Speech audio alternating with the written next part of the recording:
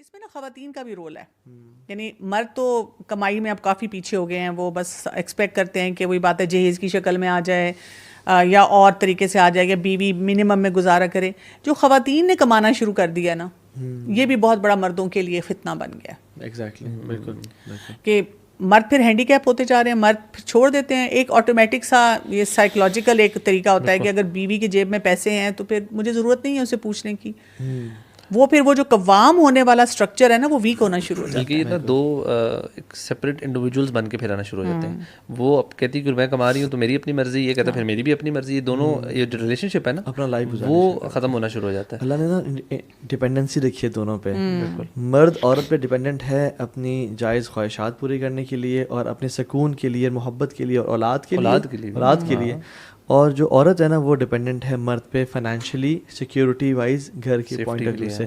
تو جب یہ ڈپینڈنسی ختم ہو جاتی ہے نا اور ہر بندہ انڈیپینڈنٹ ہو جاتا ہے, مرد اپنی خواہشات باہر گرل فرینڈ سے پوری کر رہا ہے اور پوسٹ میرٹل افیئر سے پوری کر رہا ہے, اور خاتون اپنی فائنینشیل نیڈز جاب سے پوری کر رہی ہے, then this destroys the fabric of society. اور جو سفر کرتے ہیں نا وہ بچے سفر کرتے ہیں, وہ کہتے ہیں when two elephants fight the grass gets crumbled.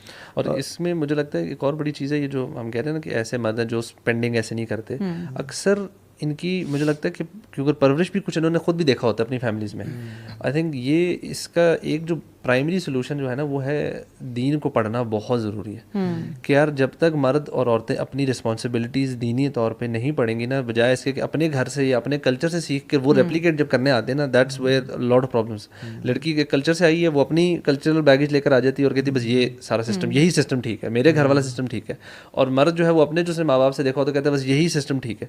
اب وہ سسٹمس کا کلیش ہو رہا ہوتا ہے, دین کی جو انڈرسٹینڈنگ وہ بہت لیک کر رہی ہوتی ہے, اور تبھی وہ نہ اپنی رسپانسبلٹیز سمجھ آ رہی ہوتی ہیں ان کو, اور نہ ان کو سمجھ آ رہا تھا کہ اب ہم نے کرنا کیا ہے. ایکچولی دیکھیں نا, ہم کوئی اگر آیت اور حدیث پڑھتے ہیں نا تو سمجھیں کہ وہ ٹاپ پہ ہے نا, اس کے نیچے سیٹ آف اسکلز ہوتے ہیں کہ اس آیت کو یا اس حدیث کو پریکٹس کرنے کے لیے اب مجھ میں کیا کمی ہے, مجھے کن کن اسکلس کو اپنے پالش کرنا ہے. ان ایریاز پہ نہیں نا لوگ جاتے. لوگ سمجھتے ہیں کہ وہ سطحی ہم نے ایجوکیشن اپنی لے لی ہے, 2 حدیثیں پڑھ لیں, 3-4 آیتیں پڑھ لیں, 1-2 ورک شاپ اٹینڈ کر لیں, لیکچر اٹینڈ کر لیا, مجھے سب کچھ پتہ ہے. تو ہم میں سے ہر ایک کو وہ جسے کہتے ہیں نا سیلف اویئرنیس, سیلف ریفلیکشن کی بہت زیادہ ضرورت ہے کہ جب میں اس ریلیشن شپ میں جا رہا ہوں تو مجھے اپنے آپ کو کیسے اکوپ کرنا ہے. آپ کو میں بتاؤں کہ جو کپل تھیراپی ہوتی ہے نا, اس کا طریقہ بھی یہ ہوتا ہے کہ جب ہسبینڈ وائف بیٹھتے ہیں تو پہلے ان دونوں کو اپنے اپنے اسکلس پہ اکٹھے بیٹھ کے کام کروایا جاتا ہے. فوراً نہیں ان کے مسئلوں کو حل کیا جاتا, آپ اس طرح بات کریں, آپ اس طرح یہ کریں.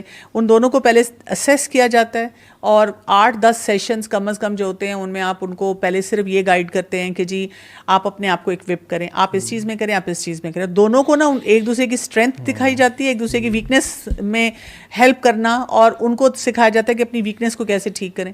پھر ان کو کمیونیکیشن اسکلس سکھائے جاتے ہیں, ایک دوسرے کو صحیح جگہوں پہ انفلوئنس کرنا سکھایا جاتا ہے. کیونکہ جب ہسبینڈ وائف کو جانے گا نہیں, یعنی اکثر یہ بھی بڑا ضروری ہے کہ وائف کا شادی سے پہلے پاسٹ کس طرح کا تھا, اس کا جو ابھی بیہیویئر ہے وہ کیوں ہو رہا ہے.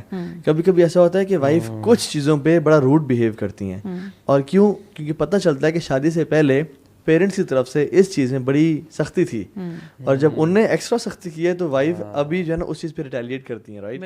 تو یہ بڑا جاننا ضروری ہے. اور